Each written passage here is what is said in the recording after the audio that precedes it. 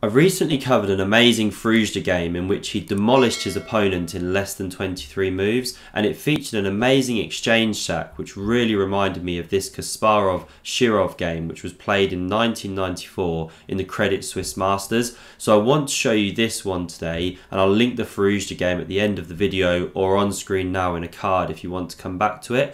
So Kasparov played e4 here, and we had a Sicilian on board, same as we saw in the Firouzja game, but this time we had this Taimanov variation. So we go in for this open Sicilian, knight c3 defending the pawn. Now we had this standard knight c6 move from Shirov. You don't want to capture here, or you give black a big pawn centre and an easy d5.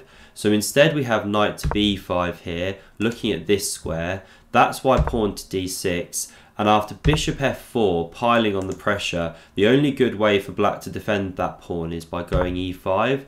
And the bishop now comes to g5, pressuring this knight. So this is a very good positional moment to take note of. We don't mind swapping knight for bishop in this position because of this recently created weakness on d5. So we'll see that playing out now. After pawn to a6, the knight drops back, pawn to b5, threatening b4, winning a piece. We now have knight to d5. It should be noted you can take first here as white, and after that capture you always take back with the pawn as black, because if you take with the queen you're running into a massive tempo from the knight, and this is a dynamic position, makes for exciting games. But instead Kasparov played the knight in first, and after bishop e7 now he chops the knight. So again, an instructive moment. We don't go after this bishop, which is technically a bad bishop. We chop the knight, which is an important defender of d5. The bishop recaptures, and now pawn to c3 from Kasparov. So he's making way for this knight to come back into the game. Often it goes via e3 or b4 to come into this d5 square. We had bishop to b7 now from Shirov, coming to this dangerous diagonal. Knight to c2 now from Kasparov, carrying on that manoeuvre. Knight to b8 now from Shirov. So the whole point of this move, this remanoeuvre, is that he's aiming for this knight to come to c5. From c6, we note that it didn't really have any jumps because of this c3 pawn, so that's why he's improving that piece. He's also setting up ideas of exchanging knight for bishop here. So pawn to a4 now from Kasparov, a standard move to try and break down the queen side, and very similar to that Firouzja game you might note. We had pawn captures now, so you don't want to let white capture, because after the recapture we take with the bishop with check, and you can't play b4 or you're losing a pawn. So that's why we had this recapture, and after knight to d7, Kasparov plays rook to b4, and here you'll see the similarities. Knight c5 from Shirov defending that piece, and here we go. Rook takes on b7, knight recaptures, an awesome exchange sack. And Shirov was visibly shocked by this move when it was played, because this was just an amazing idea that you can sack a rook like this and not just be worse. But we'll see how the game plays out. So b4 from Kasparov, taking away these crucial squares from the knight. And we note that that's really a problem piece now. Where is that knight actually jumping to? It has no manoeuvres, it can't go anywhere. So we had bishop to g5 now from Shirov, cutting down here. And that's why Kasparov goes knight to a3 now. He doesn't come to e3, where black could then exchange that piece. He wants the knight on the board. Castles from Shirov, and knight to c4 from Kasparov. A beautiful journey here, now looking at b6, d6, very dangerous. Pawn to a5 from Shirov. We definitely don't take that pawn, and we just bring the knight back into the game, either via c5, a5. So instead, Kasparov goes bishop to d3, good move, developing. Now the pawns get exchanged here, we have a recapture. And so Kasparov now has a very dangerous passed pawn to go with his amazing knight here, and this knight is still a sorry piece on b7. Queen to b8 now from Shirov, trying to activate. Pawn to h4 now from Kasparov. Awesome play, playing on both sides of the boards, just bossing the pieces around. And after the bishop drops to h6, we note that it's left the control of this diagonal and this key e7, f6 checking squares. Knight c to b6 now, hitting this rook.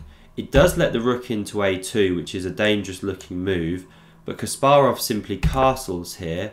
We had rook to d2, supported by the bishop, looks dangerous, but after the cool and calm queen to f3, this is defended, and this queen now looks menacing, looking down at the king position. So queen to a7 from Shirov, he's trying to activate on the queen side, and knight to d7 now from Kasparov, hitting this rook. And this really puts the nail in the coffin for Shirov. So he should maybe try and play rook to a8 here, preserving his material advantage at least, and try and survive this dangerous attack. We could have had maybe bishop c4 from Kasparov, or he could look at playing even this knight here to attack. He could even consider knight e7 check, and after the king jumps away, queen takes on f7. And if you take here, then we can actually go knight f8, and we're now threatening checkmate supported by this knight. But there is an amazing queen a2 resource. So, you know, there's quite a few variations going on here. I don't want to go too deep on all of them. There could have been an equality here for Shirov, but it's very complicated. There's so much going on, and I can understand why he thought, right, I'll give back the exchange here. So after knight d7, I'll give back the exchange and try and improve this awful b7 knight. So he plays knight to d8 here. Kasparov chops off that exchange, king recaptures, and what Shirov is hoping is that he can come into, say, e6 and then d4 and get counterplay. But Kasparov's having none of it, as we'll see. So he plays pawn to b5. Look at this awesome pawn coming down the board.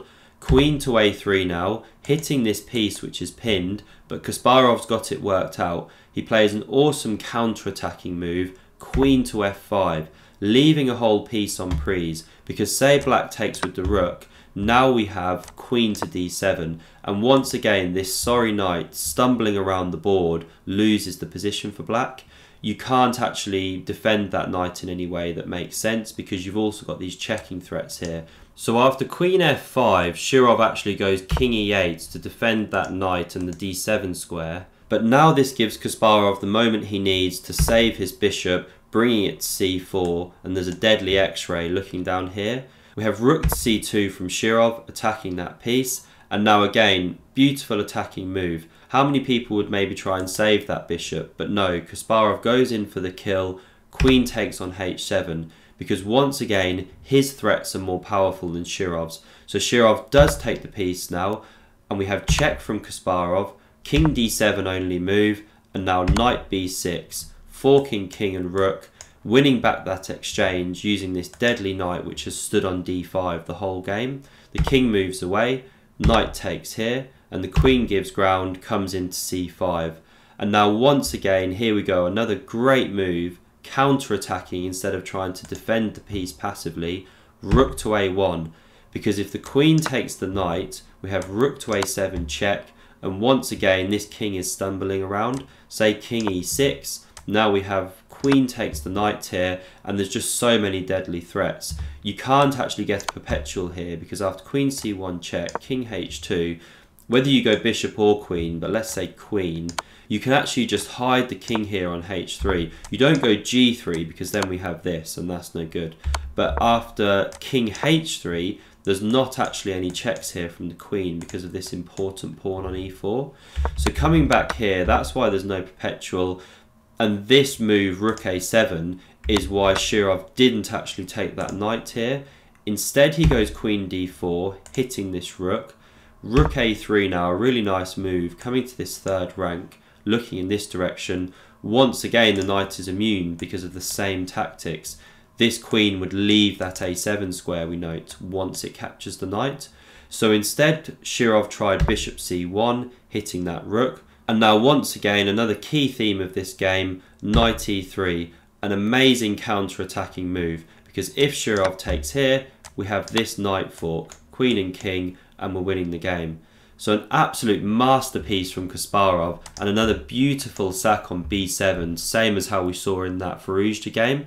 If you want to check out that Firouzja game, then click here, and subscribe for more videos, click here. Thanks very much for watching, and see you soon.